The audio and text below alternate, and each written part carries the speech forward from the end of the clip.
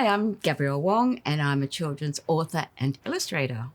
Well, Zadie Ma is my latest book, and it's basically a love letter to my first dog, Rusty, who was my childhood dog. It's a very different novel to any other novel I've written before because it's stories within a story.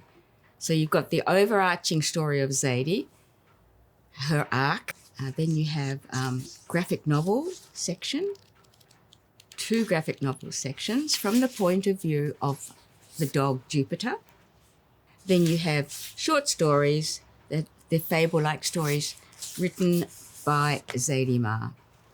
And Zadie's greatest wish is to have a dog of her own, and that was my greatest wish as a child.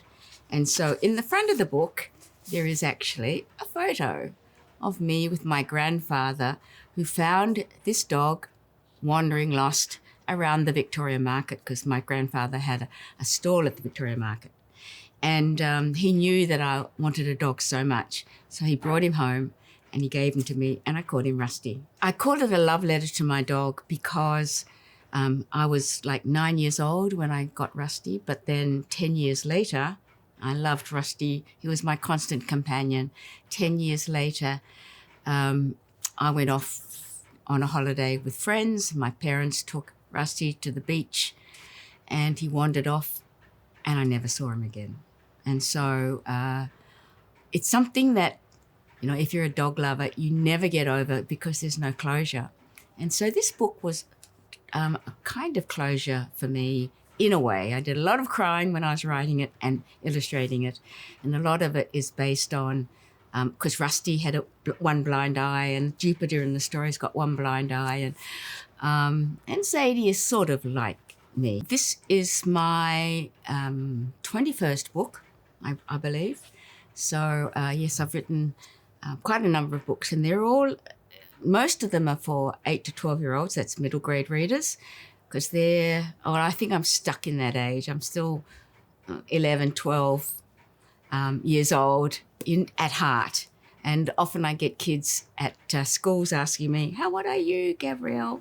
And I say, well, what is the book I'm writing at the moment? Oh, yes, my main character is 11 years old. So at the moment, I'm 11 years old.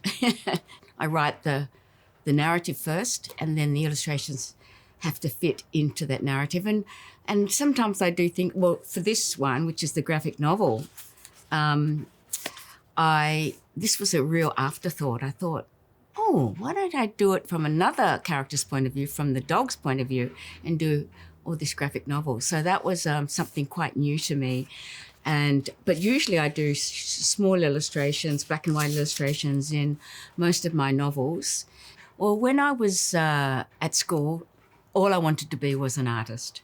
So I wanted to study art. And when I left school, I studied graphic design at RMIT and then worked as a graphic designer for many years. I've never been taught to illustrate, but I've always loved art.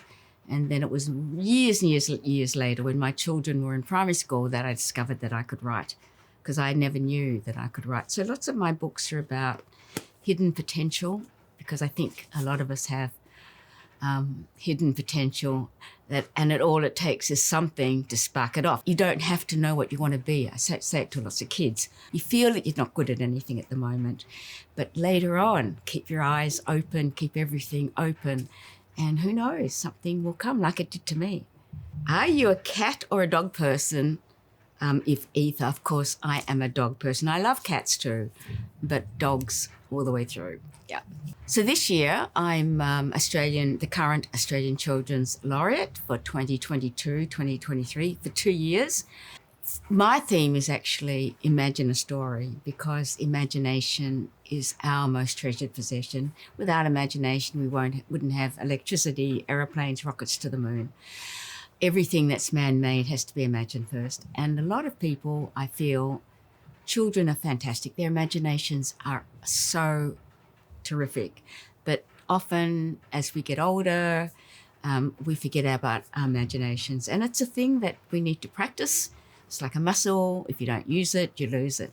So imagination is one of the things that I'm encouraging as I travel around Australia, because I need to, as Australian Children's Laureate, I'm visiting every state and territory in Australia in these 2 years. Also, I'm encouraging children, librarians, teachers to read diverse books about diverse characters by diverse authors. I think that's really important. When I was young, I felt very ashamed of being different, being Chinese. And I know that if I had been able to read a book with a Chinese main character, I would have felt as though I belonged in Australia. I never felt like I belonged. And so it's very important. Now we have many, many books written by Australian authors and illustrated by Australian illustrators of diverse nature. And I think it's great. I'm also travelling around encouraging children, because I was a really poor reader at school. I still am a poor reader, meaning that I'm a very slow reader. And so now I listen to many audiobooks. And audiobooks are a wonderful way to encourage children who have reading difficulties, like I did, to also get involved with story. If you're a reader at a very young age and you love story, then you'll be a reader for life. When I was rung up and told this was happening, I was so shocked. I had no idea that I would be Australian Children's Laureate. Incredible honour. I just feel so honoured, and I love what I do. When I first heard about it, I was shaking in my shoes, thinking this is a huge role.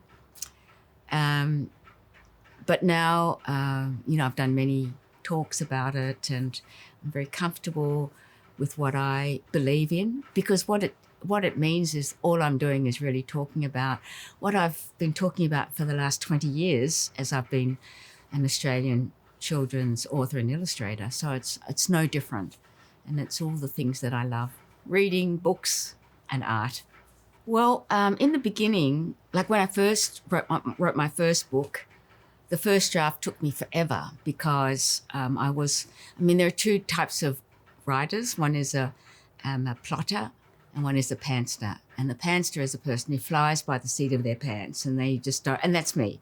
I don't plot my novels out unless they're historical fiction, like the Our Australian Girl books, because they have to fit into a certain parameter of Australian history.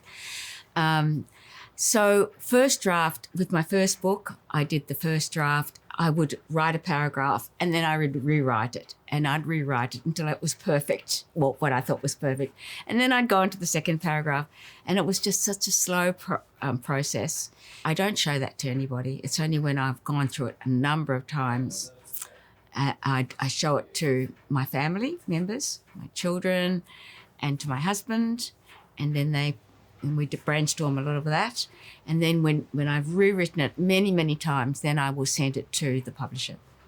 And then they will read it and come back with a structured edit, which is really a scary part of the process, because it means that often they have torn the whole book apart, and I have to start all over again and weave my rug and pull all the threads together again. And that's when I'm sort of going, oh no, I can't write, I'm hopeless.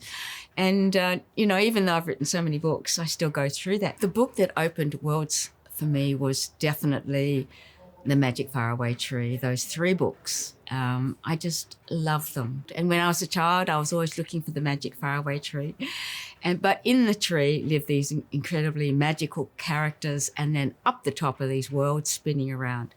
So definitely Enid Blyton's The Magic Faraway Tree series was my inspiration for writing my books, plus The Secret 7, because it was so adventurous. I read crime and thrillers, and that's what I love to read. So they're my escape.